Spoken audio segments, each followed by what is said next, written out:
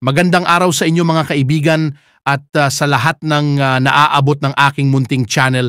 Masasabi kong ako'y baguhan pa lamang sa paggawa ng ganitong content sa YouTube na gaya ng sa iba ay umaasa rin ng inyong mainit na suporta at pagtangkilik.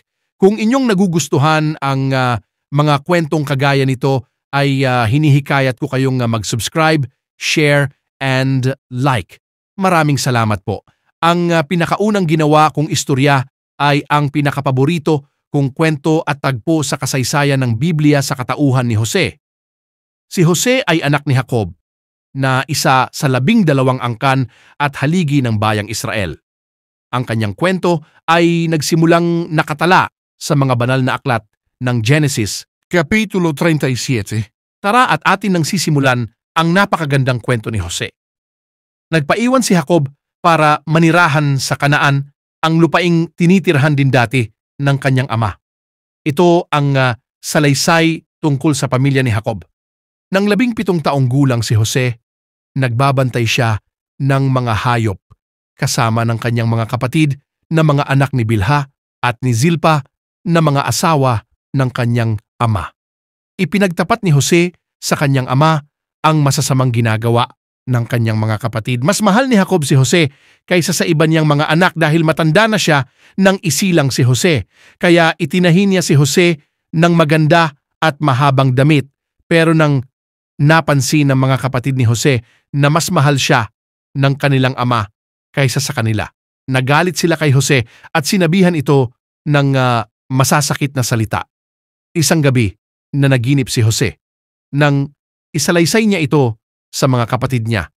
Lalo silang nagalit sa kanya. Sapagkat ito ang isinalaysay niya, na naginip ako na habang naroon tayo sa bukid na nagbibigkis ng mga uhay, bigla na lang tumayo ang ibinigkis ko at pinaikutan ito ng inyong mga ibinigkis na uhay na nakayuko. Sinabi ng kanyang mga kapatid, "Ano, magiging hari ka at mangunguna sa amin?" Kaya lalo pa silang nagalit kay Jose. Muling na naginip si Jose at isinalaysay na naman niya sa kanyang mga kapatid. Sinabi niya na naginip ako ulit na nakita ko ang araw, ang buwan at ang bituin na yumuyuko sa akin. Isinalaysay din ni Jose ang panaginip niya sa kanyang ama, pero nagalit din ang kanyang ama sa kanya. Sinabi niya, "Ano ang ibig mong sabihin na kami ng iyong ina at ng mga kapatid mo ay yuyuko sa iyo?" Nainggit ang mga kapatid ni Jose sa kanya. Pero si Jacob ay sinarili na lamang ang bagay na ito. Ipinagbili si Jose ng kanyang mga kapatid.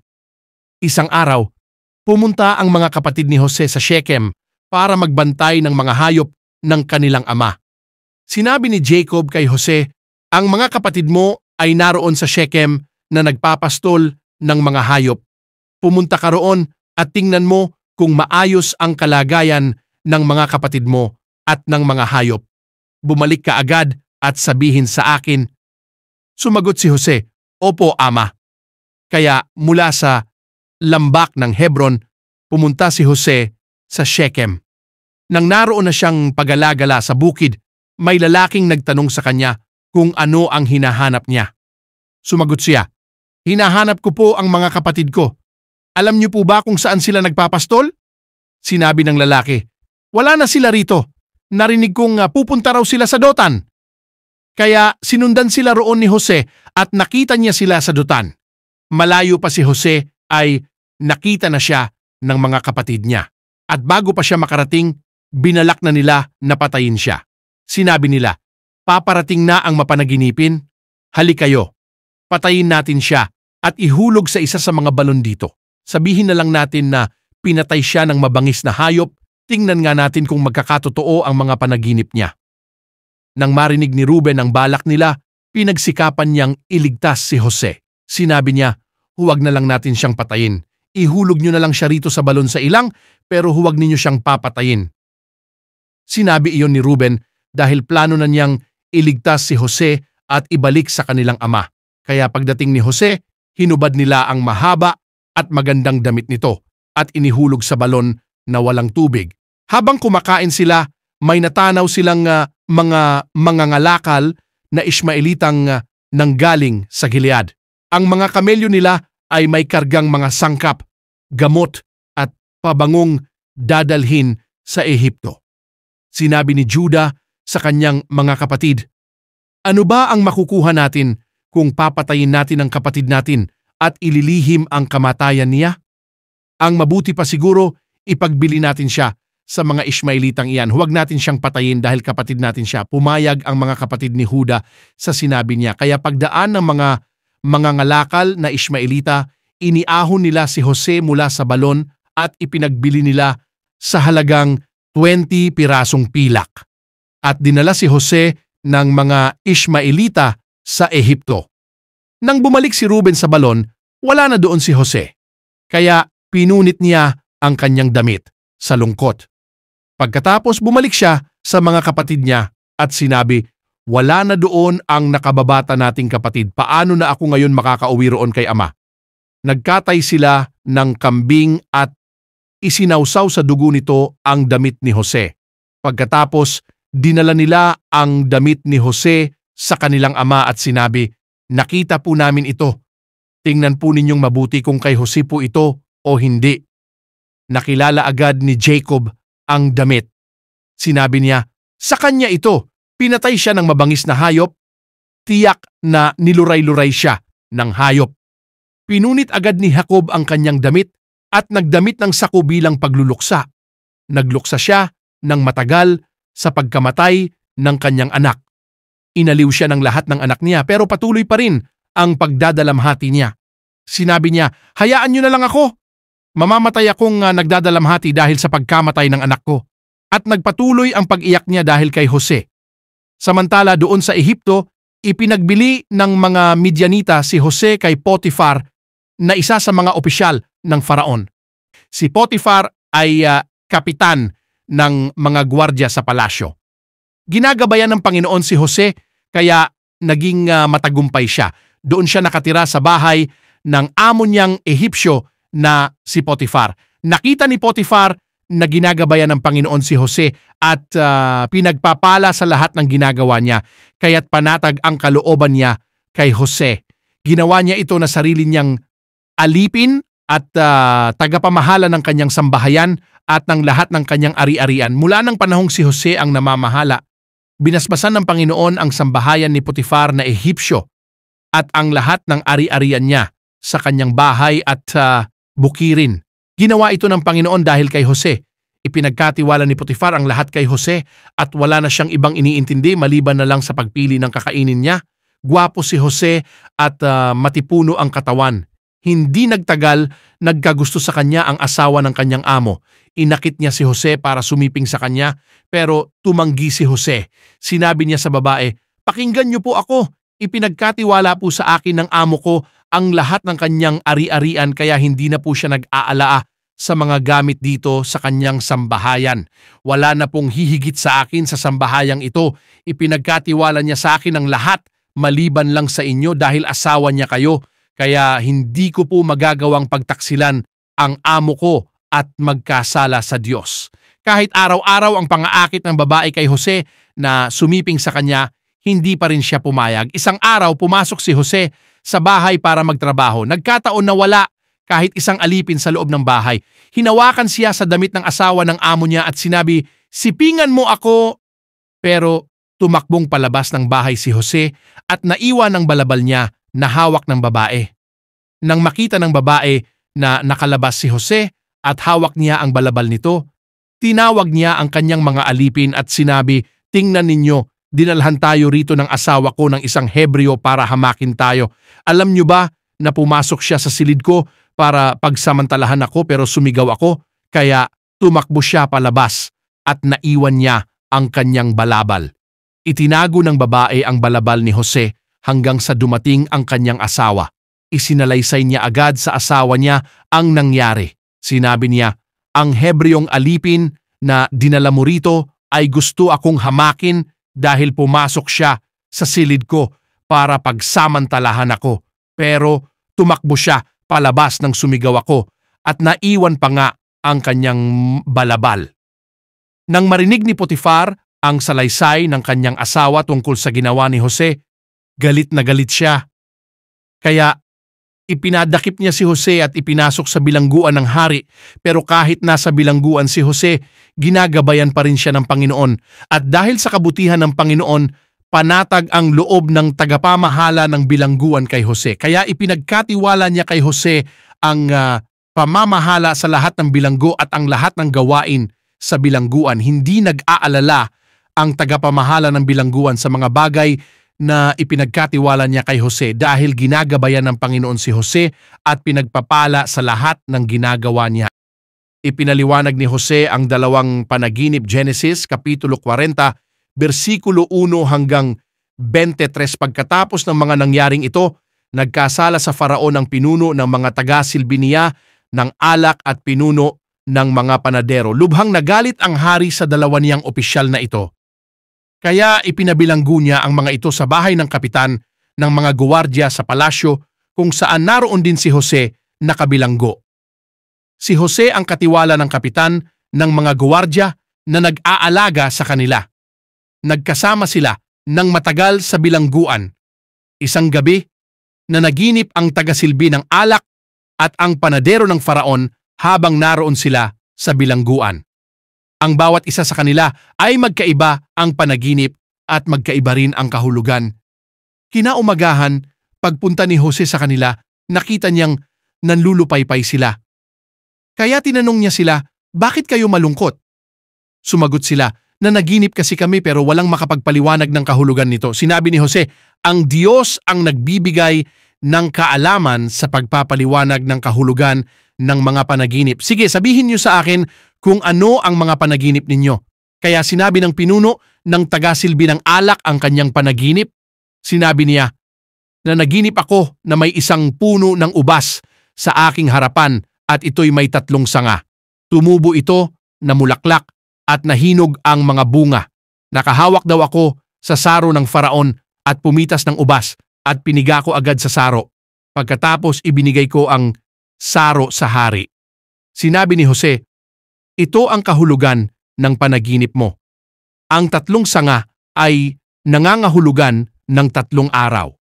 Hindi matatapos ang 3 araw, palalabasin ka ng Faraon sa bilangguan at pababalikin ka sa trabaho mo bilang tagasilbi ng kanyang alak. Naway alalahanin mo ako kapag nasa mabuti ka ng kalagayan at bilang pagpapakita ng kabutihan mo sa akin, banggitin mo rin ako sa Faraon para matulungan mo ako na makalabas sa bilangguan. Sapagkat ang totoo, sa pilitan lang akong dinala rito mula sa lupain ng mga Hebreo at kahit dito ay wala rin akong nagawang kasalanan para ibilanggo ako." Nang marinig ng pinuno ng mga panadero na maganda ang kahulugan ng panaginip, isinalaysay din niya ang panaginip niya kay Jose. Sinabi niya, "Na naginip din ako na may daladala ako sa ulo ko na 3 kaing na may mga laman na tinapay. Ang ibabaw ng kaing ay may laman na iba't ibang uri ng tinapay para sa Faraon, pero tinuka ito ng mga ibon." Sinabi ni Jose, "Ito ang kahulugan ng panaginip mo. Ang 3 kaing ay nangangahulugan ng 3 araw. Hindi matatapos ang 3 araw, palalabasin ka ng Faraon sa bilangguan, pero ipapapatay ka niya at ibibitin ang bangkay mo sa kahoy at tutukain ito ng mga ibon." Dumating ang 3 araw at ito ay kaarawan ng Faraon, kaya nagpahanda siya para sa lahat ng opisyal niya. Pinalabas niya sa bilangguan ang pinuno ng mga tagasilbi niya ng alak at ang pinuno ng mga panadero niya at pinaharap sa kanyang mga opisyal. Ibinalik niya ang pinuno ng mga tagasilbi ng alak sa kanyang trabaho pero ipinapatay niya ang pinuno ng mga panadero at ibiniti ng bangkay nito sa puno. Nangyari lahat ang sinabi ni Jose sa kanila, pero hindi naalala ng pinuno ng mga tagasilbi ng alak si Jose. Ipinaliwanag ni Jose ang panaginip ng Faraon, Genesis Kapitulo 41, versikulo 1 hanggang 56. Pagkalipas ng 2 taon na naginip ang Faraon na nakatayo siya sa pampang ng ilog ng Nilo. Sa kanyang panaginip, biglang may umahon na 7 maganda at matabang baka na kumakain ng damo. Maya-maya pa'y may umahon din na 7 pangit at payat na baka. Nilapitan ng 7 pangit at payat na baka ang 7 maganda at matabang baka at kinain. At nagising agad ang Faraon. Muling nakatulog ang Faraon at nanaginip na naman. Sa kanyang panaginip, nakakita siya ng 7 uhay na mataba ang butil na sumulpot sa isang sanga. At sa sangaring iyon, sumulpot ang 7 uhay na payat ang butil na natuyo dahil sa mainit na hangin na galing sa silangan. Kinain agad ng mapapayat na uhay ang 7 matatabang uhay at nagising agad ang hari. Akala niya'y totoo iyon, pero panaginip lang pala. Kinaumagahan litong-lito ang isip ng faraon tungkol sa mga panaginip niya, kaya ipinatawag niya ang lahat ng salamangkero at matatalinong tao sa Ehipto. Sinabi niya sa kanila ang mga panaginip niya, pero wala ni isa man sa kanila ang makapagpaliwanag kung ano ang kahulugan nito. Pagkatapos lumapit ang pinuno ng mga tagasilbi niya ng alak at nagsabi, "Naalala ko na po ngayon ang mga kasalanan ko. Hindi po ba't nagalit kayo noon sa akin at sa pinuno ng mga panadero at ipinakulong niyo po kami sa bahay ng kapitan ng mga gwardiya sa palasyo? Isang gabi noon na naginip kaming dalawa at magkaiba po ang kahulugan ng panaginip namin. May kasama kami roon na binatang Hebreo na alipin ng kapitan ng mga gwardiya sa palasyo. Sinabi po namin sa kanya ang panaginip namin at ipinaliwanag niya sa amin ang kahulugan nito. Nagkatotoo ang sinabi niya tungkol sa amin." Ipinatawag ng faraon si Jose at pinalabas siya agad sa bilangguan. Pagkatapos siyang gupitan at ahitan, nagpalit siya ng damit at pumunta sa faraon. Sinabi ng faraon sa kanya, "Nanaginip ako pero walang makapagpaliwanag ng kahulugan nito. May nagsabi sa akin na marunong kang magpaliwanag ng kahulugan ng mga panaginip." Sumagot si Jose, "Hindi po ako, mahal na hari, kundi ang Diyos ang siyang magbibigay ng kahulugan ng mga panaginip ninyo para sa ikabubuti ninyo." Sinabi ng faraon ang panaginip niya kay Jose. Sinabi niya, "Na naginip ako na nakatayo ako sa pampang ng ilog Nilo. Biglang may umahon na 7 maganda at matabang baka at kumain sila ng damo. Maya-maya pa'y may umahon ding 7 pangit at payat na baka. Wala pa akong nakitang baka sa buong Ehipto na ganun kapangit. Kinain ng mga pangit at payat na baka ang 7 matatabang baka na unang nagsiyahon. Pero pagkakain nila, hindi man lang halata na nakakain sila ng ganoon dahil ganoon pa rin sila kapapayat at bigla akong nagising. Pero nakatulog ulit ako at nanaginip na naman. Nakakita ako ng 7 uhay na mataba ang butil na sumulpot sa isang sanga. At sa sangaring iyon, sumulpot din ang 7 uhay na payat ang butil at natuyo dahil sa mainit na hangin na galing sa silangan. At kinain ng mga payat na uhay ang 7 matatabang butil na uhay. Sinabi ko na ito sa mga salamangkero, pero wala ni isa man sa kanila ang makapagpaliwanag ng kahulugan nito. Sinabi ni Jose sa faraon, "Mahal na hari, ang 2 panaginip po ninyo ay iisa lang ang kahulugan. Sa pamamagitan ng mga panaginip ninyo, ipinapahayag sa inyo ng Diyos kung ano ang kanyang gagawin. Ang 7 matatabang baka at 7 matatabang uhay ay parehong 7 taon ang kahulugan. Ang 7 payat at pangit na baka at ang 7 payat na butil na uhay na pinatigas ng mainit na hangin na galing sa silangan ay nangangahulugan po ng 7 taong taggutom. Gaya po ng sinabi ko sa inyo, mahal na faraon, ipinapahayag sa inyo ng Diyos kung ano po ang kanyang gagawin. Sa loob po ng darating na 7 taon, magiging labis ang kasaganaan sa buong Ehipto. Pero susundan po agad ito ng 7 taon na taggutom at makakalimutan na ng mga tao ang naranasan nilang kasaganaan dahil ang taggutom ay nagdulot ng pinsala sa lupain ng Ehipto. Matinding taggutom po ang darating na parang hindi nakaranas ng kasaganaan ng lupain ng Ehipto. 2 beses po kayong nanaginip, mahal na faraon, para malaman nyo na itinakda ng Diyos na mangyayari ito at malapit na itong mangyari. Kaya ngayon, mahal na faraon, iminumungkahi ko po na dapat kayong pumili ng isang matalinong tao para mamahala sa lupain ng Ehipto. Maglagay din po kayo ng mga opisyal sa buong Ehipto para ihanda ang lugar na ito sa loob ng 7 taon na kasaganaan. Sa mga panahong iyon, ipaipon nyo rin po sa kanila ang lahat ng makokolekta ninyo galing sa mga ani at sa ilalim ng inyong pamamahala, ipatago po ninyo sa kanila ang mga ani sa mga kamalig ng mga lungsod. Ang mga pagkaing ito ay ilalaan para sa mga tao kapag dumating na ang 7 taong taggutom sa Ehipto para hindi sila magutom. Ginawang tagapamahala si Jose sa Ehipto nagustuhan ng hari at ng kanyang mga opisyal ang mungkahi ni Jose. Sinabi niya sa kanyang mga opisyal, "Wala na tayong makikita pang ibang tao na kagaya ni Jose na ginagabayan ng Espiritu ng Diyos." Kaya sinabi ng Faraon kay Jose, "Sapagkat sinabi sa iyo ng Diyos ang mga bagay na ito, wala na sigurong iba pang tao na may kaalaman at pangunawa na kagaya mo. Gagawin kita ngayon na tagapamahala ng aking kaharian at gobernador ng buong Ehipto at susunod sa iyo ang lahat ng tauhan ko, pero mas mataas pa rin ang karapatan ko kaysa sa iyo." Tinanggal agad ng Faraon ang kanyang singsing na pangtatak at isinuot sa daliri ni Jose. Pinasuotan niya si Jose ng espesyal na damit na gawa sa telang linen at pinasuotan ng gintong kwintas. Ipinagamit din niya kay Jose ang kanyang pangalawang karwahe at may mga tagapamalita na mauuna sa kanya na sumisigaw, "Lumuhod kayo sa gobernador!" Kaya simula noon, naging gobernador si Jose sa buong lupain ng Ehipto. Sinabi pa ng Faraon kay Jose, "Ako ang hari rito sa Ehipto, pero walang sino man ang gagawa ng kahit ano rito sa Ehipto nang walang pahintulot mo." Pinangalanan niya si Jose ng Zafinat Paneah. Pinag-asawa rin niya si Jose kay Asenat na anak ni Potifera na pari mula sa lungsod ng On. Bilang gobernador, si Jose na ang namahala sa Ehipto. Si Jose ay nasa 30 taong gulang pa lang nang magsimulang maglingkod sa Faraon. Umalis siya sa palasyo at umikot sa buong Ehipto. Tunay ngang naging masagana ang ani sa loob ng 7 taong kasaganaan. At sa panahong iyon, ipinaipon ni Jose ang lahat ng nakolekta galing sa mga ani. Ipinatago niya sa bawat lungsod ang mga ani na galing sa bukid sa palibot nito. Napakarami ng trigong naipon ni Jose, parang kasing dami ng buhangin sa tabing dagat. Itinigil na lang niya ang pagtatakal nito dahil hindi na ito makayanang takalin. Bago dumating ang taggutom, ipinanganak ang 2 anak ni Jose kay Asenat na anak ni Potifera na pari ng lungsod ng On.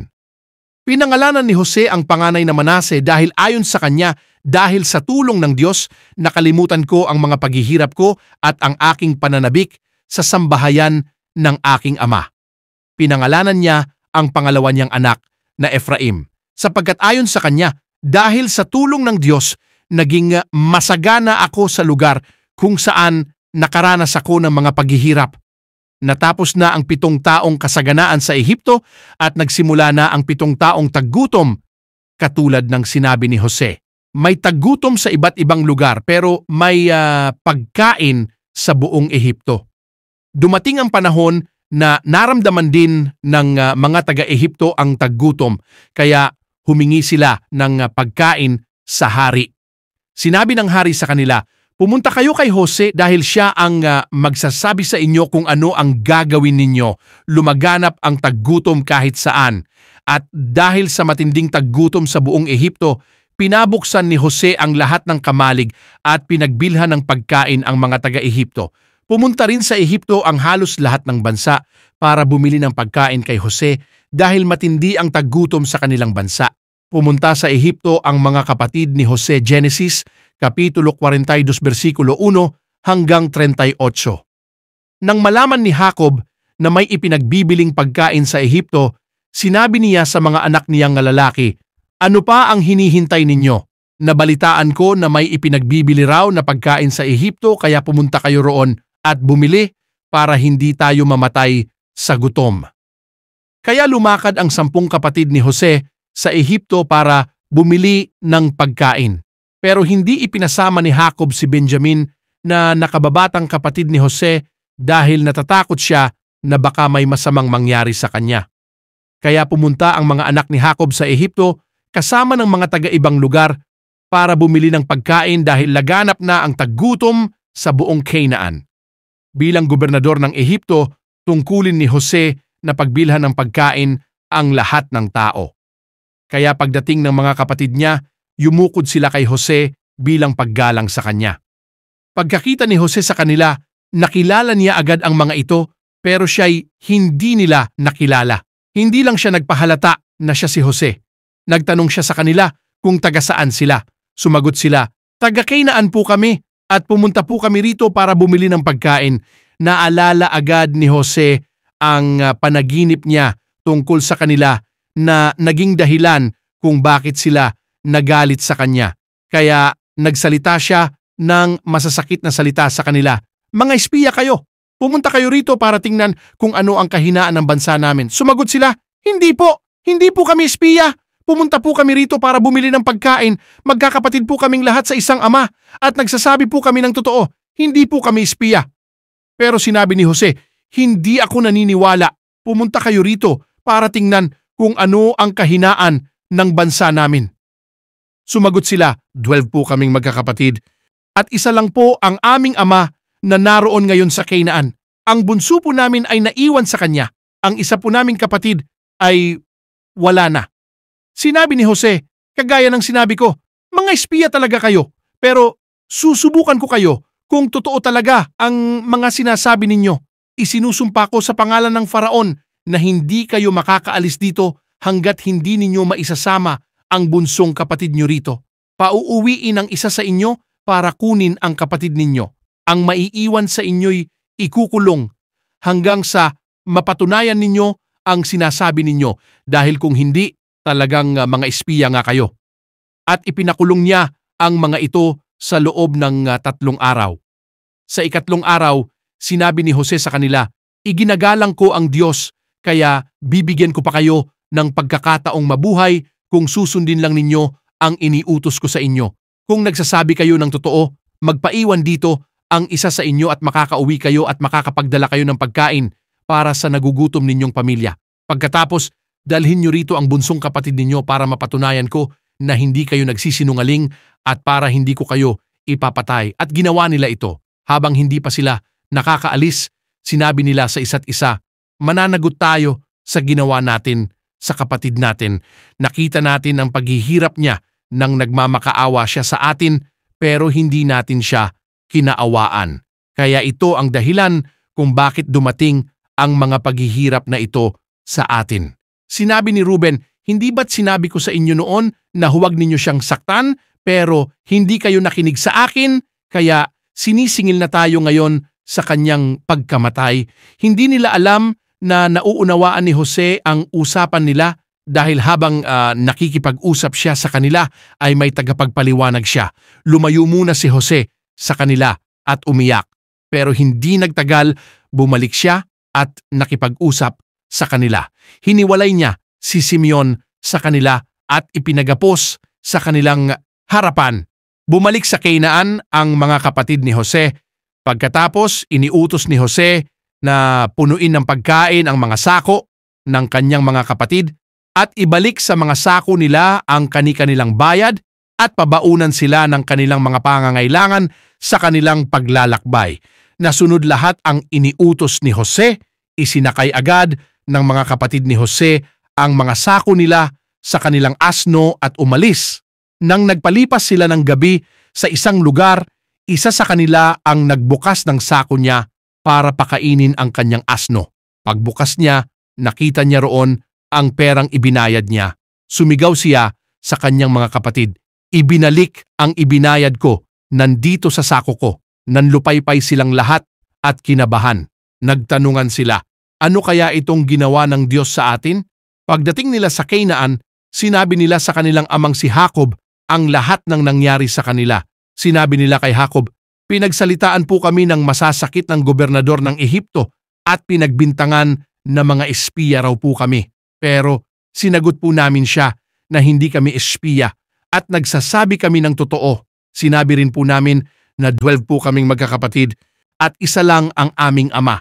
Sinabi rin namin na ang isa naming kapatid ay patay na at ang aming bunsong kapatid ay kasama po ninyo rito sa Canaan. Pero ito po ang sinabi niya sa amin, susubukan ko kayo kung totoo ang sinasabi ninyo. Magpaiwan dito ang isa sa inyo at umuwi kayo na may dalang pagkain para sa mga pamilya ninyong nagugutom. Pero dalhin ninyo rito ang bunsong kapatid ninyo para malaman ko na mga tapat kayong tao at hindi kayo espiya. Pagkatapos ibabalik ko sa inyo ang kapatid ninyong si Simeon at papayagan ko kayo na pumaroot pa rito sa Ehipto. Nang ibinuhos na nila ang laman ng kanilang mga sako. Nakita nila roon sa mga sako nila ang perang ibinayad nila. Nang makita ito ng kanilang ama, kinabahan silang lahat. Sinabi ni Jacob sa kanila, "Gusto ba ninyong mawalan ako ng mga anak? Wala na si Jose, wala na si Simeon, at ngayon gusto naman ninyong kunin si Benjamin. Hirap na ako." Sinabi ni Ruben, "Ama, ako po ang bahala sa kanya. Patayin po ninyo ang dalawa kong anak na lalaki kung hindi ko po siya maibabalik sa inyo." Pero sumagot si Jacob, "Hindi ako papayag na isama ninyo ang anak ko. Namatay na ang kapatid niya at siya na lang ang naiwan. Baka may masama pang mangyari sa kanya sa daan. At sa katandaan kong ito, ikamamatay ko ang sobrang kalungkutan." Bumalik sa Ehipto ang mga kapatid ni Jose. Genesis, Kapitulo 43, versikulo 1 hanggang 34, lumala ang taggutom sa Canaan. Naubos na ng pamilya ni Jacob ang pagkaing binili nila sa Ehipto. Kaya inutusan ni Jacob ang mga anak niya, "Bumalik kayo roon sa Ehipto at bumili ng kahit kaunting pagkain." Pero sumagot si Judah sa kanya, "Binalaan po kami ng gobernador na huwag na po kaming magpapakita sa kanya kung hindi po namin kasama ang aming kapatid na si Benjamin. Kung pasasamahin po ninyo siya sa amin, babalik kami roon para bumili ng pagkain. Pero kung hindi po kayo papayag, hindi po kami magpapakita sa kanya kung hindi namin kasama ang aming kapatid." Sinabi ni Jacob, "Bakit binigyan niyo ako ng malaking problema? Bakit ipinagtapat niyo pa sa gobernador na may isa pa kayong kapatid?" Sumagot sila, "Kasi po lagi niya kaming tinatanong tungkol sa pamilya natin. Nagtanong siya kung buhay pa ba ang aming ama at kung may iba pa po kaming kapatid, kaya sinagot po namin siya. Hindi po namin inaasahan na sasabihin niya sa amin na dalhin namin sa kanya ang kapatid namin." Kaya sinabi ni Judah sa kanilang ama, "Ama, pumayag na po kayo na isama namin si Benjamin para makaalis na po kami agad at makabili ng pagkain para hindi po tayo mamatay lahat sa gutom. Igagarantiya ko po ang buhay ko para kay Benjamin. Singilin po ninyo ako kung anuman ang mangyari sa kanya. Kung hindi po siya makakabalik sa inyo ng buhay, sisihin po ninyo ako habang buhay. Kung hindi po tayo nagsayang ng panahon, 2 beses na sana kaming nakabalik." Sinabi ng kanilang ama, "Kung ganoon, umalis na kayo. Magdala kayo sa mga sisidlan ninyo ng pinakamagandang produkto rito sa ating lugar para iregalo sa gobernador ng Ehipto. Mga gamot, pulot, pampalasa, pabango, at mga bunga ng pistasyo at almendro.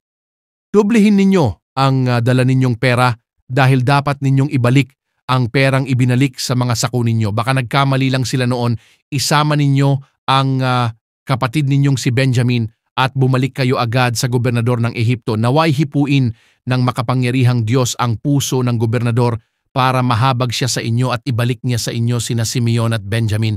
Pero kung hindi sila makabalik, tatanggapin ko na lang ng maluwag sa kalooban ko." Kaya nagdala ang magkakapatid ng mga regalo at dinoble rin nila ang dala nilang pera. Pagkatapos umalis sila papuntang Ehipto kasama si Benjamin at nakipagkita kay Jose. Pagkakita ni Jose na kasama nila si Benjamin, inutusan niya ang tagapamahalang alipin, "Dalhin mo ang mga taong ito sa bahay. Magkatay ka ng hayop at magluto dahil magtatanghalian sila kasama ko." Sinunod ng tagapamahalang alipin ang utos sa kanya. Kaya dinala niya ang magkakapatid sa bahay ni Jose. Natakot ang magkakapatid nang dinala sila sa bahay ni Jose dahil inisip nila, "Baka dinala tayo rito dahil sa perang ibinalik sa mga sako natin noong una nating pagparito. Baka dakpin nila tayo at kunin ang mga asno natin at gawin tayong mga alipin." Kaya nakipag-usap sila sa tagapamahalang alipin habang nasa pintuan pa lang sila ng bahay. Sinabi nila, "Ginoo, sandali lang po, may sasabihin lang po kami sa inyo. Pumunta po kami rito noon para bumili ng pagkain. Nang papauwi na po kami, nagpalipas kami ng gabi sa isang lugar. At doon namin binuksan ang mga sako namin at nakita po namin sa loob ang perang ibinayad namin para sa mga pagkain. Narito, ibinabalik na po namin. Nagdala pa po kami ng karagdagang pera para bumili ng pagkain. Hindi po namin alam kung sino ang naglagay ng pera sa mga sako namin." Sumagot ang tagapamahalang alipin, "Walang anuman yon, huwag kayong matakot. Ang inyong Diyos na Diyos din ng inyong ama. Ang siya sigurong naglagay ng perang iyon sa mga sako ninyo. Natanggap ko ang bayad nyo noon. Pagkatapos, dinala niya si Simeon sa kanila. Pinapasok ng tagapamahalang alipin ang magkakapatid sa bahay ni Jose at binigyan ng tubig para makapaghugas sila ng kanilang mga paa. Binigyan din niya ng pagkain ang kanilang mga asno. Inihanda ng magkakapatid ang mga regalo nila kay Jose habang hinihintay nila ang pag-uwi nito. Sapagkat sinabihan sila na doon magtanghalian sa bahay ni Jose. Pagdating ni Jose, yumukod sila sa kanyang harapan bilang paggalang at ibinigay nila ang kanilang mga regalo. Kinamusta sila ni Jose. Pagkatapos, nagtanong din siya, "Kumusta ang ama ninyong matanda na binanggit niyo noon sa akin? Buhay pa ba siya?" Sumagot sila, "Buhay pa po si ama at mabuti pa naman po siya." Pagkatapos, yumukod silang muli sa kanya bilang paggalang. Pagkakita ni Jose kay Benjamin na kapatid niyang buo, sinabi niya, "Ito ba ang bunsong kapatid ninyo na ikinuwento niyo noon sa akin?" Sinabi niya agad kay Benjamin, "Naway pagpalain ka ng Diyos." Pagkatapos, mabilis na lumabas si Jose dahil naiiyak na siya sa pangungulila sa kapatid niya. Pumasok siya sa kanyang silid at doon umiyak. Pagkatapos, naghilamos siya at bumalik sa kanila na pinipigil ang kanyang nararamdaman at nag-utos siya na ihanda na ang pagkain. Iba ang mesa na kinainan ni Jose, iba rin ang kinainan ng kanyang mga kapatid at iba rin ang sa mga Ehipsyo na doon din nananghalian sapagkat hindi kumakain ang mga Ehipsyo na kasama ang mga Hebreo sa isang mesa dahil kasuklam-suklam yon para sa kanila. Nakaharap kay Jose ang mesang inuupuan ng kanyang mga kapatid.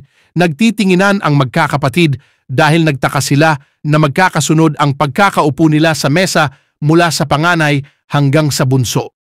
Hinainan sila ng pagkain na galing sa mesa ni Jose, pero ang ibinigay kay Benjamin na pagkain ay 5 beses ang dami kaysa sa iba. Nagsikain sila at nagsiinom kasama si Jose. Ang nawawalang kopa, Genesis, Kapitulo 44, versikulo 1 hanggang 34. Samantala, inutusan ni Jose ang tagapamahalang alipin sa kanyang bahay. Sinabi niya, "Punuin ninyo ng pagkain ang mga sako ng magkakapatid ayon sa kanilang makakaya at ilagay sa mga sako nila ang perang ibinayad nila. Ilagay ninyo ang aking kopang pilak sa sako ng bunso kasama ng perang ibinayad niya sa pagkain."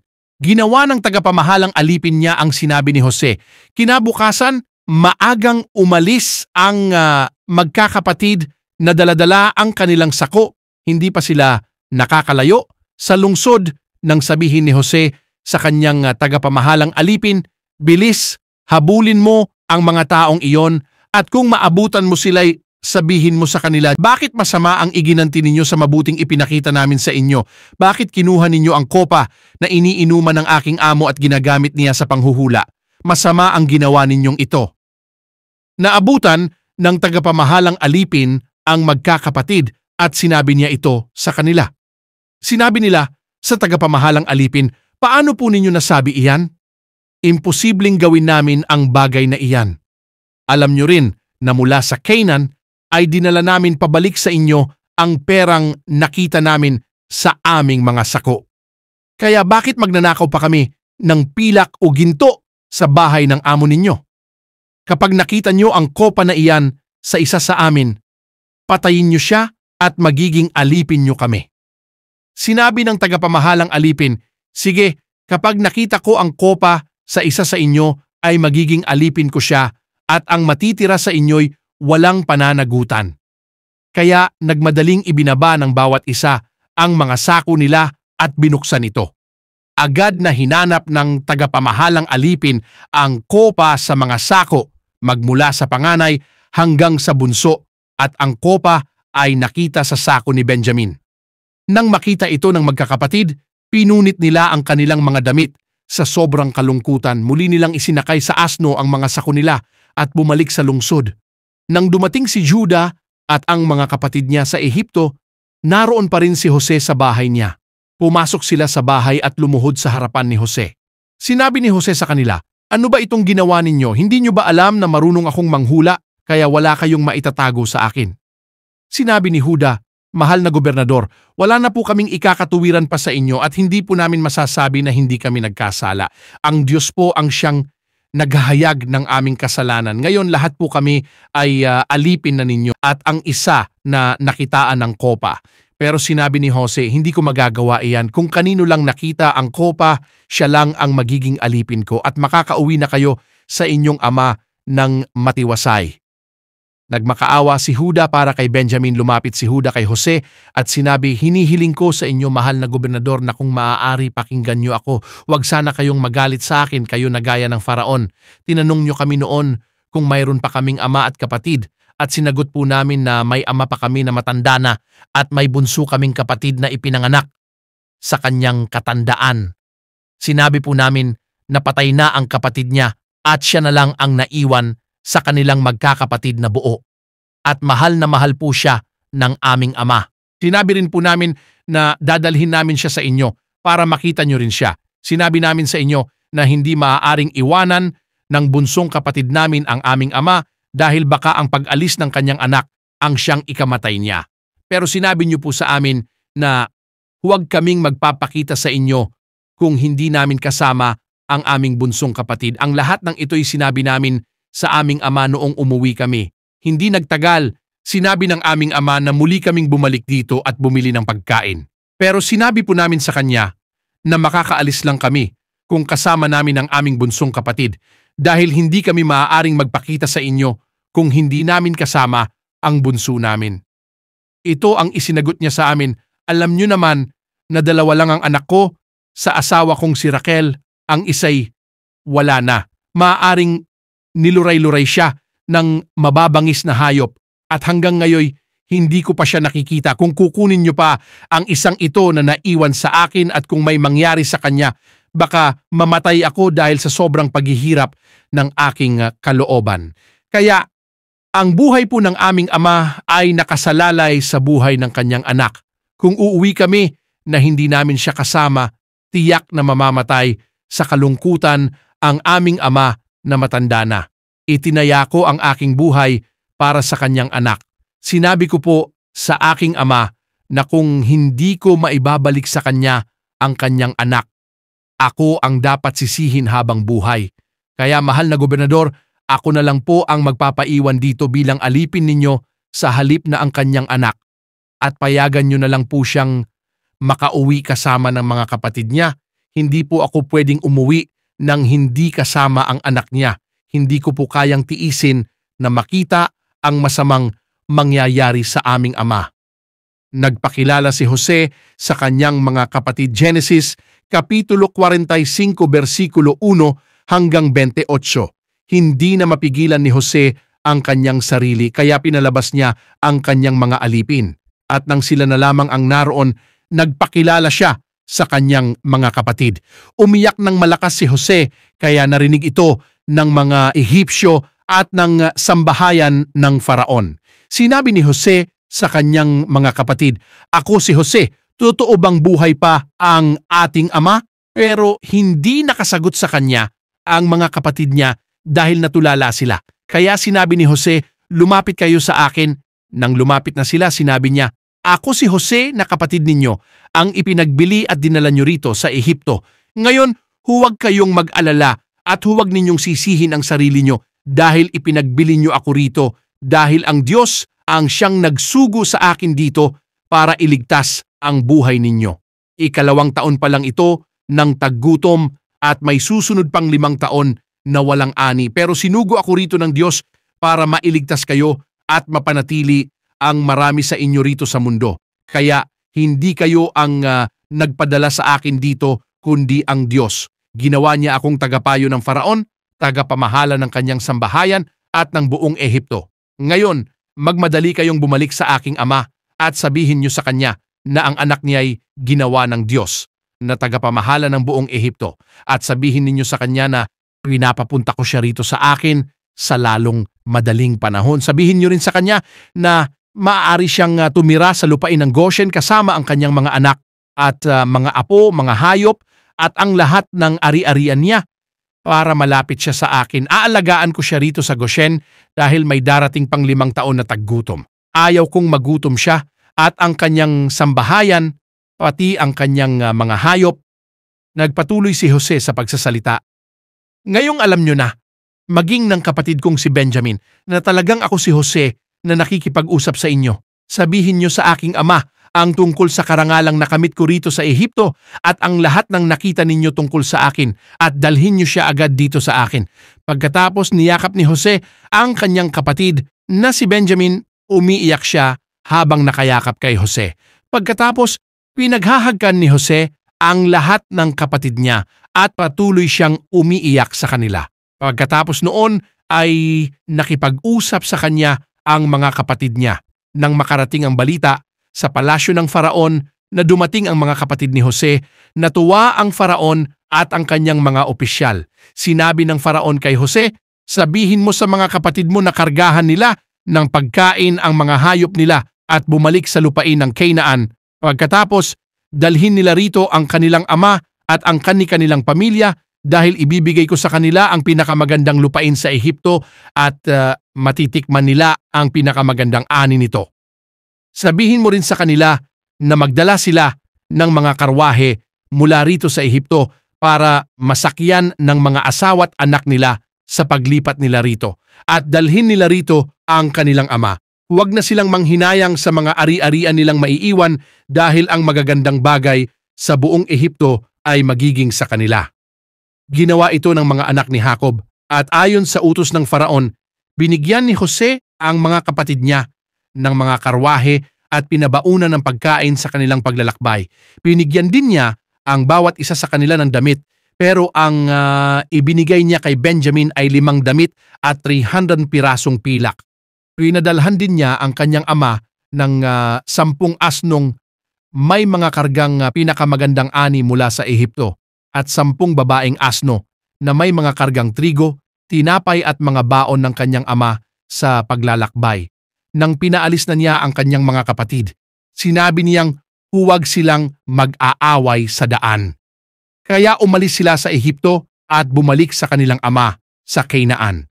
Pagdating nila roon, sinabi nila sa kanilang ama na buhay pa si Jose at siya pa nga ang tagapamahala ng buong Ehipto. Natulala si Jacob, hindi siya makapaniwala.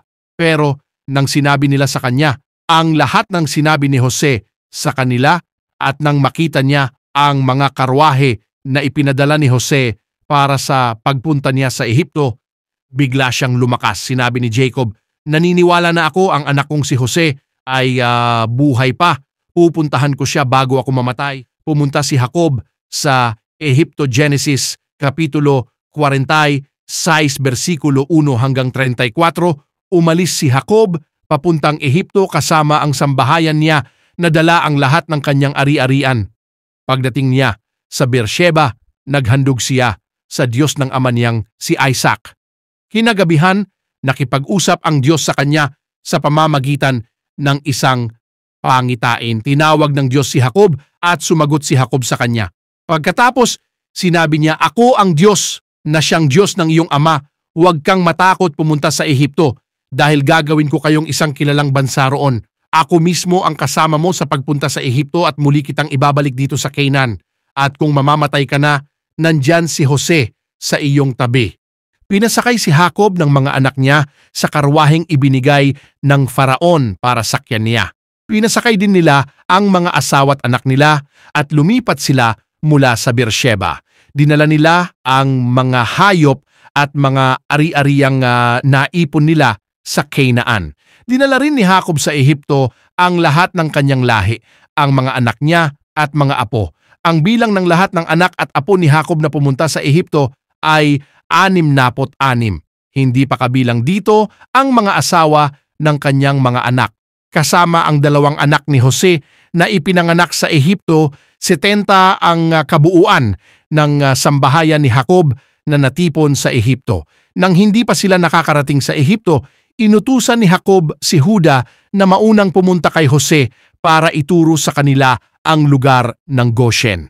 Nang dumating na si Jacob sa Goshen, sumakay si Jose sa karwahe niya at pumunta roon sa Goshen para salubungin ang kanyang ama. Nang magkita sila, niyakap ni Jose ang kanyang ama at tuloy-tuloy ang pag-iyak niya. Sinabi ni Jacob kay Jose, "Ngayon, handa na akong mamatay dahil nakita na kita ng buhay." At sinabi ni Jose sa mga kapatid niya at sa buong sambahayan ng kanyang ama, "Aalis ako at sasabihin sa Faraon na narito na ang mga kapatid ko at ang buong sambahayan ng aking ama na nakatira sa Canaan. Sasabihin ko rin sa kanya na nagpapastol kayo ng mga hayop at dinala ninyo ang mga hayop ninyo at ang lahat ng ari-arian ninyo. Kaya kapag ipinatawag niya kayo at itinanong kung ano ang trabaho ninyo, sabihin niyo na nagpapastol kayo ng mga hayop mula pagkabata katulad ng mga magulang ninyo para patirahin niya kayo sa Goshen sapagkat nasusuklam ang mga Ehipsyo sa mga nagpapastol ng hayop." Genesis Kapitulo 47 versikulo 1 hanggang 31. Pagkatapos umalis si Jose at pumunta sa Faraon kasama ang 5 sa kanyang kapatid. Sinabi ni Jose sa hari, "Dumating na po ang aking ama at mga kapatid galing sa Canaan at dala po nila ang mga hayop nila at ang lahat ng kanilang ari-arian. Naroon po sila ngayon sa Goshen." Ipinakilala niya agad sa Faraon ang 5 sa kanyang kapatid. Tinanong sila ng Faraon, "Anong trabaho ninyo?" Sumagot sila, "Mga pastol po kami ng hayop katulad ng mga magulang namin. Pumunta kami rito para pansamantalang manirahan dahil matindi po ang taggutom sa Canaan at wala na kaming mapagpastulan ng mga hayop namin. Hinihiling po namin sa inyo na kung maaari ay payagan ninyo kaming manirahan sa Goshen." Sinabi ng Faraon kay Jose, "Ngayong dumating na ang iyong ama at mga kapatid, nakabukas ang Ehipto para sa pamilya ninyo. Patirahin sila sa Goshen, na isa sa magagandang lupain sa Ehipto. Kung may mapipili ka sa kanila na mapagkakatiwalaan, gawin silang tagapagbantay ng mga hayop ko." Dinala ni Jose ang kanyang ama sa Faraon at ipinakilala. Pagkatapos, binasbasan ni Jacob ang Faraon. Tinanong siya ng Faraon, "Ilang taon ka na?"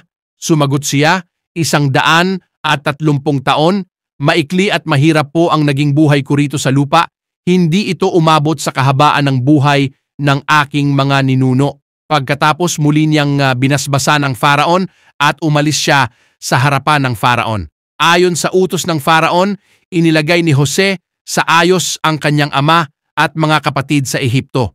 Ibinigay niya sa kanila ang lugar ng Rameses, na isa sa pinakamagandang lupain sa Ehipto.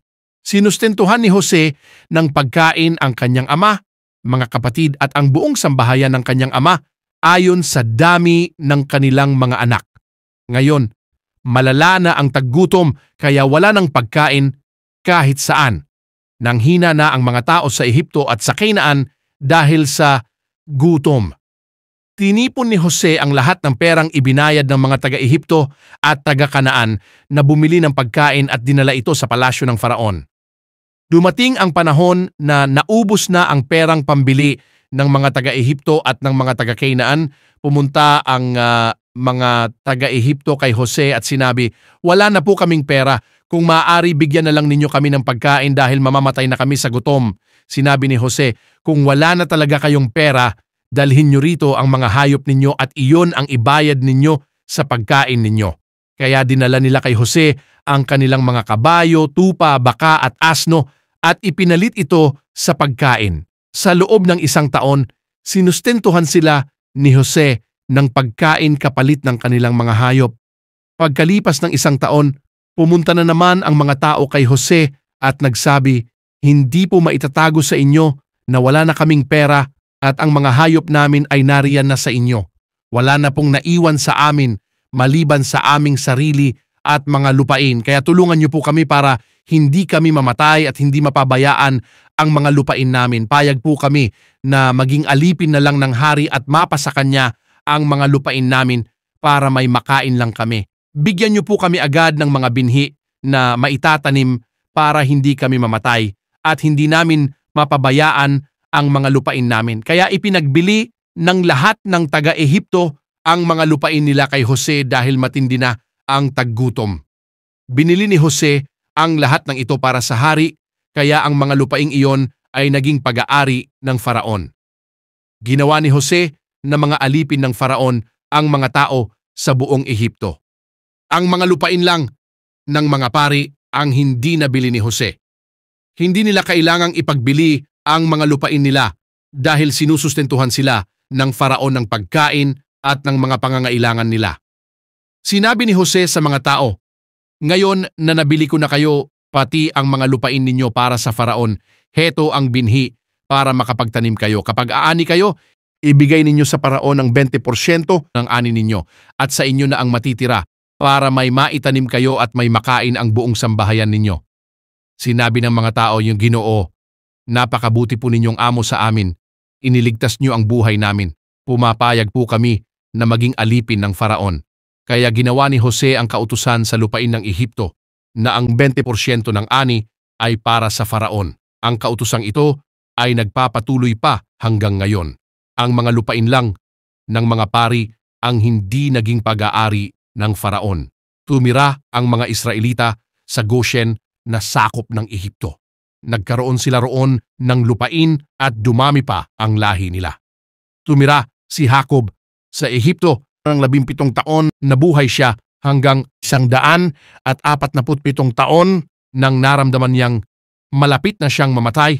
Tinawag niya si Jose at sinabi, "Kung maaari, ilagay mo ang kamay mo sa pagitan ng dalawang hita ko at manumpa ka na ipagpapatuloy mo ang pagpapakita ng iyong kagandahang loob sa akin. Huwag mo akong ilibing dito sa Ehipto. Kapag namatay na ako, ilibing mo ako sa libingan ng aking mga ninuno." Sumagot si Jose, "Gagawin ko po ang sinasabi ninyo." Sinabi ni Jacob, "Sumumpa ka sa akin." Kaya sumumpa si Jose sa kanya. Lumuhod si Jacob sa kanyang higaan para magpasalamat sa Diyos. Ang mga anak ni Jose na sina Manase at Ephraim. Genesis Kapitulo 48, versikulo 1 hanggang 22. Hindi nagtagal, may nagbalita kay Jose na may sakit ang kanyang ama. Kaya dinala niya ang dalawang anak niyang sina Manase at Ephraim at pumunta kay Jacob. Nang malaman ni Jacob na dumating ang anak niyang si Jose, sinikap niyang makaupo sa higaan niya. Sinabi ni Jacob kay Jose, "Noong naroon pa ako sa Luz, sa lupain ng Canaan, nagpakita sa akin ang makapangyarihang Diyos at pinasbasan niya ako. Sinabi niya, bibigyan kita ng maraming lahi para maging ama ka ng maraming tao at ibibigay ko ang lupaing ito ng Canaan sa mga lahi mo at magiging kanila ito magpakailanman." Nagpatuloy si Jacob sa pagsasalita, "Ang dalawa mong anak na sina Ephraim at Manase na ipinanganak dito sa Ehipto bago ako dumating ay ituturing kong mga anak ko. Kaya kagaya kina Ruben at Simeon, magmumula rin sa kanila ang mga lahi ng mga Israelita, pero ang susunod mong mga anak ay maiiwan sa iyo at makakatanggap ng mana galing kina Ephraim at Manase. Naalala ko ang pagkamatay ng iyong ina. Galing kami noon sa Padan Aram at naglalakbay sa lupain ng Canaan. Malapit na kami noon sa Ephrata nang mamatay siya, kaya inilibing ko na lang siya sa tabi ng daan na papunta sa Ephrata. Ang Ephrata ang tinatawag ngayon na Bethlehem." Nang makita ni Israel ang mga anak ni Jose, nagtanong siya, "Sino sila?" Sumagot si Jose, "Sila po ang mga anak ko na ibinigay sa akin ng Diyos dito sa Ehipto." Kaya sinabi ni Israel, "Dalhin sila rito sa akin para mabasbasan ko sila." Halos hindi na makakita si Israel dahil sa katandaan, kaya dinala ni Jose ang mga anak niya papalapit kay Israel. Niyakap sila ni Israel at hinalikan. Sinabi ni Israel kay Jose, "Hindi na talaga ako umaasa na makikita pa kita, pero ngayon ipinahintulot ng Diyos na hindi lang ikaw ang makita ko kundi pati ang mga anak mo." Kinuha agad ni Jose ang mga anak niya sa kandungan ni Israel at yumukod siya bilang paggalang sa kanyang ama. Pagkatapos, inilapit niyang muli ang mga anak niya sa lolo ng mga ito para mabasbasan sila. Si Ephraim ay nasa kanan ni Jose na nasa kaliwa ni Israel at si Manase ay nasa kaliwa ni Jose na nasa kanan ni Israel. At ipinatong ni Israel ang kanang kamay niya sa ulo ni Ephraim na siyang nakababata at ipinatong ang kaliwang kamay niya sa ulo ni Manase na siya namang nakatatanda. Pagkatapos, binasbasan niya ang mga ito na sinasabi, "Naway pagpalain ang mga batang ito ng Diyos na pinaglingkuran ng aking mga ninuno na sina Abraham at Isaac, na siya ring Diyos na nagbabantay sa akin simula nang ipinanganak ako hanggang ngayon. At naway pagpalain din sila ng anghel na nagligtas sa akin sa lahat ng kapahamakan. Naway maalala ako at ang aking mga ninunong sina Abraham at Isaac sa pamamagitan nila, at naway dumami pa sila sa mundo.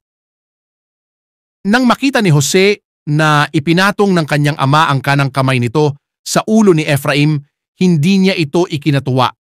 Hinawakan niya ang kamay ng kanyang ama para ilipat kay Manase at sinabi, "Ama, hindi po iyan. Ito po ang panganay. Ipatong po ninyo ang kanang kamay ninyo sa ulo niya." Pero sumagot ang kanyang ama, "Oo, alam ko anak. Ang mga lahi ni Manase ay magiging kilala ring mga bansa, pero mas magiging kilala ang mga lahi ng nakababata niyang kapatid at magiging mas marami ang lahi nito." Kaya ginawa niya si Ephraim na nakakahigit kaysa kay Manase. At sa araw na iyon, binasbasan niya ang mga ito na nagsasabing, "Gagamitin ng mga Israelita ang pangalan mo sa pagbabasbas." Sasabihin nila, "Naway pagpalain ka ng Diyos kagaya ni na Ephraim at Manase."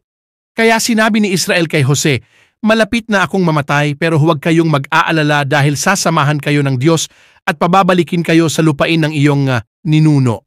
At ikaw, Jose, ang magmamana ng Shechem at hindi ang mga kapatid mo. Ang lupain na iyon na napasa akin dahil sa pakikipaglaban ko sa mga Amoreo sa pamamagitan ng espada at pana."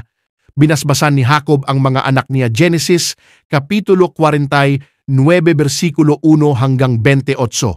Pagkatapos, tinawag ni Jacob ang mga anak niya at sinabi, "Magsiparito kayo dahil sasabihin ko sa inyo kung ano ang mangyayari sa inyo sa darating na panahon. Mga anak, lumapit kayo at makinig sa akin na inyong ama. Ikaw, Ruben, na panganay ko ang kauna-unahang lalaki kong anak. Mas tanyag ka at mas makapangyarihan kaysa sa iyong mga kapatid. Pero katulad ka ng kumukulong tubig dahil hindi ka makapagpigil sa iyong pagnanasa, kaya ka sumiping sa aking asawang alipin, hindi ka nahihigit sa iba. Kayo, Simeon at Levi na magkakampi, ginagamit ninyo ang inyong armas sa pagmamalupit sa iba. Hindi ako sasama o dadalo sa pagtitipon ninyo dahil pumapatay kayo ng mga tao kapag galit kayo at pinipilayan ninyo ang mga toro kapag gusto ninyo. Susumpain ko kayo dahil sa inyong galit na napakalupit. Paghihiwalayin ko kayo at ipapangalat sa Israel. Ikaw, Huda, pupurihin ka at igagalang ng iyong mga kapatid. Tatalunin mo ang iyong mga kalaban. Katulad ka ng batang leon na matapos hanapin ang sisilain ay bumabalik sa kanyang lungga at doon magpapahinga at walang makakapagtangkang gumambala sa kanya. Patuloy kang mamumuno, Huda. Magmumula sa mga lahi mo ang magiging mga pinuno. Kaya magbibigay ng buwis sa iyo ang mga bansa at susunod sila sa iyo. Magiging sagana ang iyong lupain. Kaya kahit itali mo ang asno malapit sa pinakamagandang tanim na ubas, hindi niya ito makakayang ubusin dahil sa dami. At kahit ipanglaba pa ang katas ng ubas, hindi ito mauubos. Kaya dahil sa masaganang katas ng ubas, magniningning ang iyong mga mata at sa masaganang gatas, higit na puputi ang ngipin mo. Ikaw, Zebulun, maninirahan ka sa tabi ng dagat. Ang lupain mo ay magiging daungan ng mga sasakyang pandagat. Ang lupain mo ay aabot hanggang sa Sidon. Ikaw, Isakar, katulad ka ng malakas na asno pero nagpapahinga sa tirahan ng mga tupa. Titiisin mong magpaalipin kahit papagpasanin ka ng mabigat at sa pilitang pagtrabahuhin, basta't mabuti at sagana lang ang lupaing titirhan mo.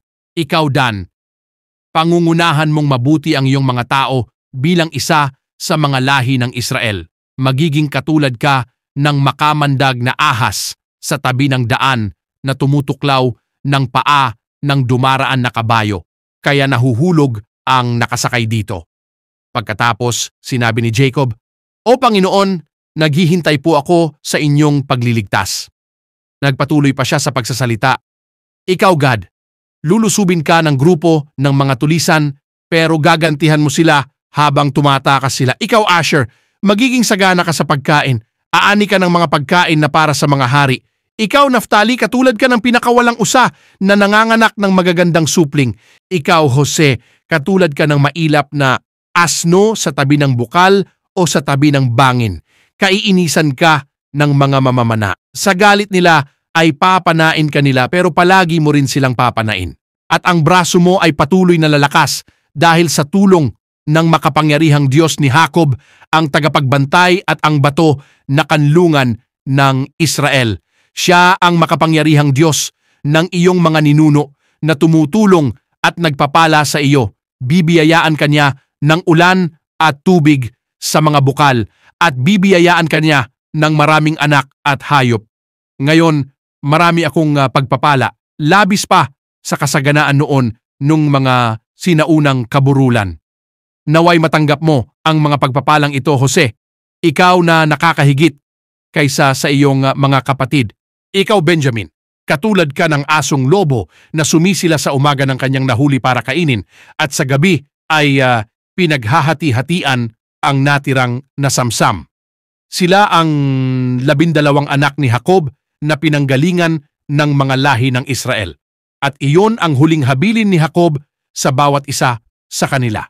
Ang pagkamatay ni Jacob, Genesis Kapitulo 49 versikulo 29 hanggang 33. Matapos habilinan ni Jacob ang mga anak niya.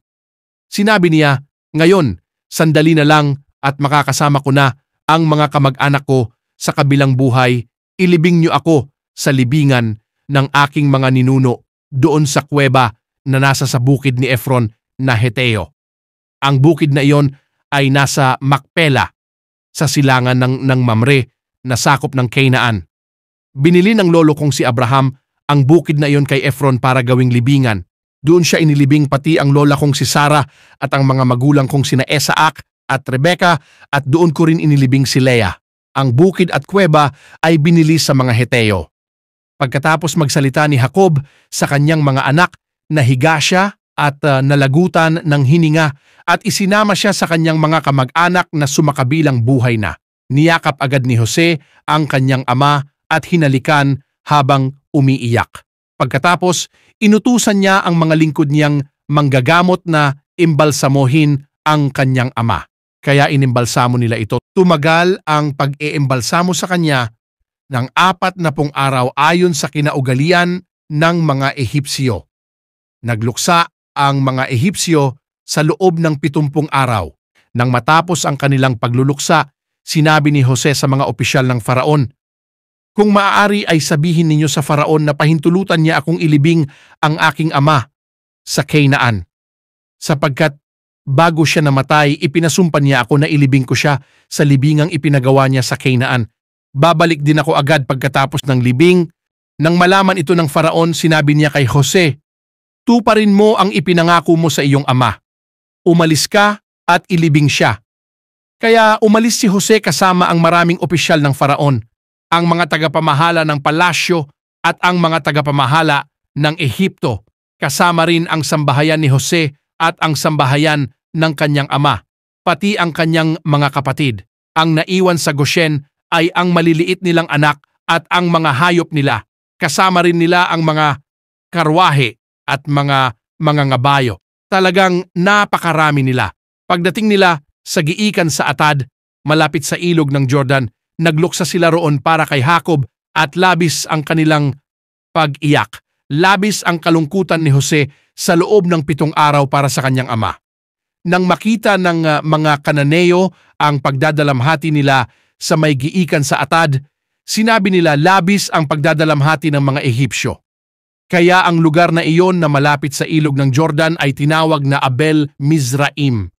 Tinupad ng mga anak ni Jacob ang habilin niya sa kanila sapagkat dinala nila ang bangkay nito sa Canaan at inilibing sa kuweba na nasa bukid sa Macpela sa silangan ng Mamre. Binili ni Abraham ang bukid na ito kay Efron na Heteo para gawing libingan. Pagkatapos ng libing, bumalik si Jose sa Ehipto kasama ang kanyang mga kapatid at ang lahat ng sumama sa paglilibing.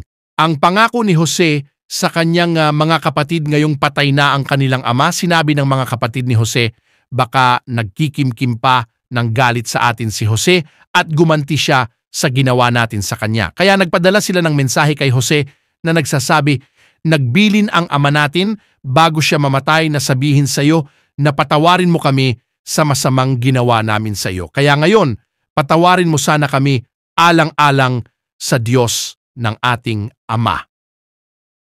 Nang makarating ang mensahe nila kay Jose, umiyak siya. Hindi nagtagal, pumunta mismo ang mga kapatid niya sa kanya.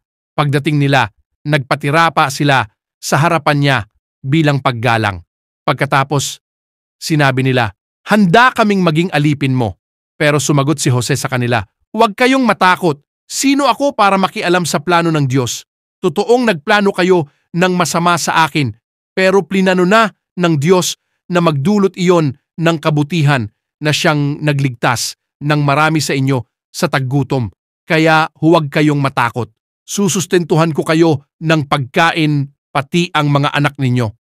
Pinangakuan sila ni Jose at nakapagbigay ito ng kaligayahan sa kanila.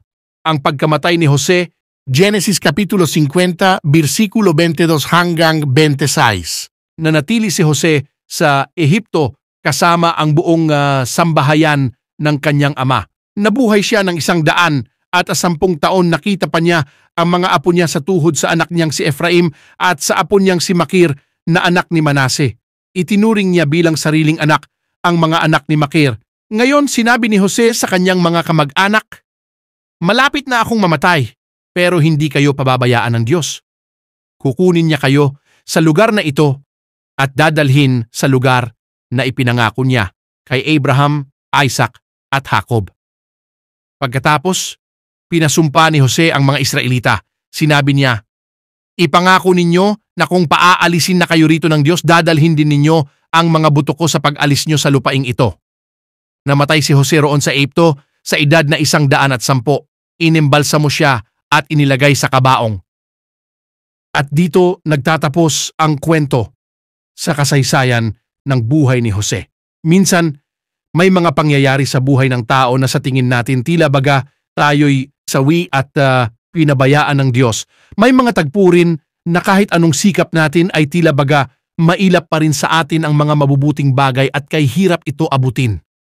Ang mga pangyayaring ito ay ipinahihintulot ng Diyos na pagdaanan natin hindi dahil sa hindi niya tayo mahal kundi dahil mayroong siyang inihandang mas magandang plano at pabuya sa atin kapag ito'y ating napagtagumpayan.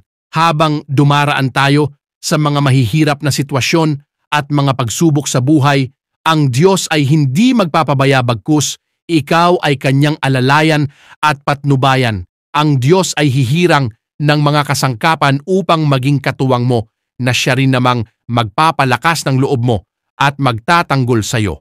Ngunit alalahanin mong ikay nasa ilalim ng mga pagsubok na iyon, kaya dapat mo itong pagtagumpayan at sikapin mong maging matatag, matapat at kaaya-aya sa kanyang mga paningin upang ang kanyang paglingap at pagsaklolo ay palagi mong kakamtin.